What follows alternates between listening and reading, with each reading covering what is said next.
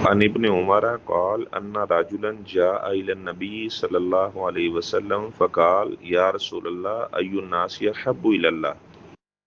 عبداللہ بن عمر رضی اللہ تعالیٰ عنہ بیان کرتے ہیں، ایک آدمی نے آپ صلی اللہ علیہ وسلم سے عرض کی،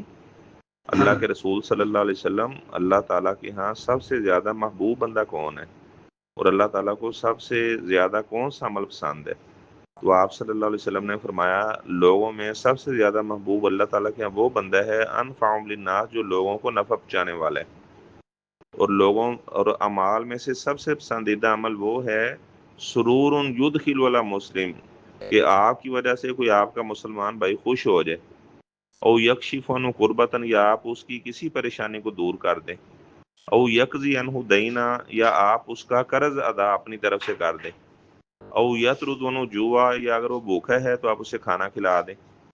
اور اس کے بعد آپ صلی اللہ علیہ وسلم نے فرمایا، وَلَنْ أَمْشِيَ مَعَ أَخِي فِي حَاجَةٍ، کہ میں اپنے مسلمان بھائی کی ضرورت پورا کرنے کے لیے اس کے ساتھ جاؤں،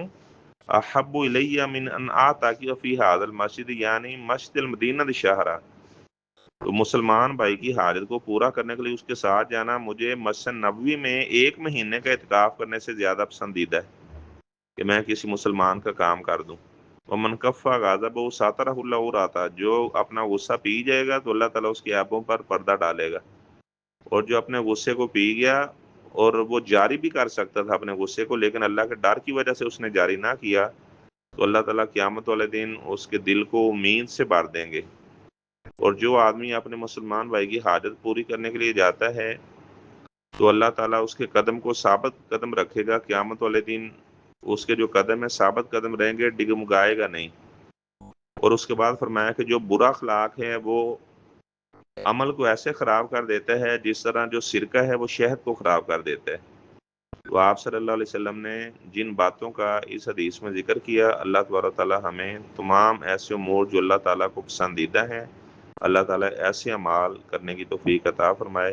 یعنی خدمت خلق کرنا، انسانیت کے کام آنا، یہ بہت بڑی نیکی سے قرار دیا گیا۔